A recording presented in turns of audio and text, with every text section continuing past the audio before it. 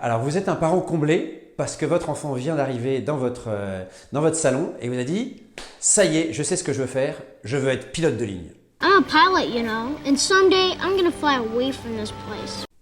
Ah, mais c'est formidable, voilà au moins un enfant qui sait ce qu'il veut. Très bien, alors pourquoi pas, partons sur cette idée de votre enfant qui arrive, même si la plupart du temps, ils ont du mal à savoir ce qu'ils veulent. Parfois même, il y en a qui viennent et que j'accompagne parce qu'ils ont trop d'idées.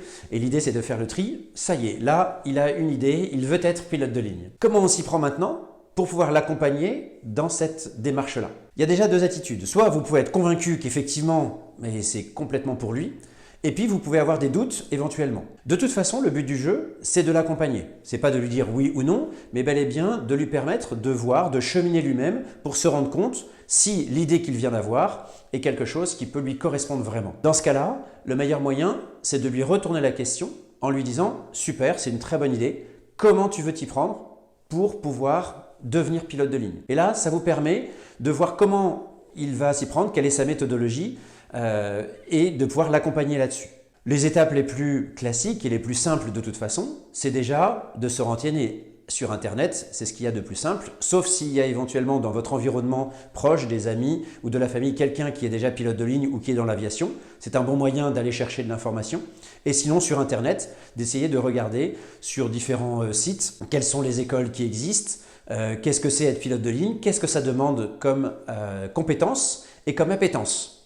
On peut être pilote de ligne parce qu'on a vu juste avant « Arrête-moi si tu peux ». Et donc, on va voir un film super sympa et on a plein d'idées, parfois des idées reçues sur le métier.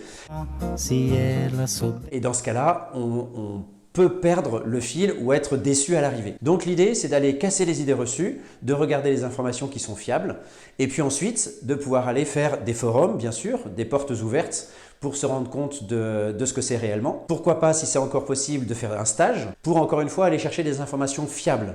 Et puis ensuite, il faut le mettre en relation avec là où il en est à ce moment-là. S'il est en quatrième, il a encore un petit peu de temps avant d'arriver à son école. S'il est en première ou en terminale, c'est important de savoir qu'est-ce que les écoles ont besoin de rechercher et où il en est au niveau des matières qu'il a besoin d'avoir ou de valider. Ça permet aussi éventuellement de le remotiver pour certaines matières où il est peut-être un petit peu juste et dans ce cas-là, de pouvoir se faire accompagner, de se faire aider et de devenir encore meilleur au niveau de ces matières. De toute façon, l'idée maîtresse, à mon avis, c'est de bien l'écouter et de pouvoir lui permettre de l'accompagner dans sa réflexion, dans sa manière de faire. Voyez où il en est, comment il va s'y prendre et vous allez pouvoir l'aider et l'accompagner, quitte à vous faire aider par une personne extérieure pour pouvoir lui donner des bons jalons et lui permettre vraiment de savoir s'il veut être pilote de ligne ou pas.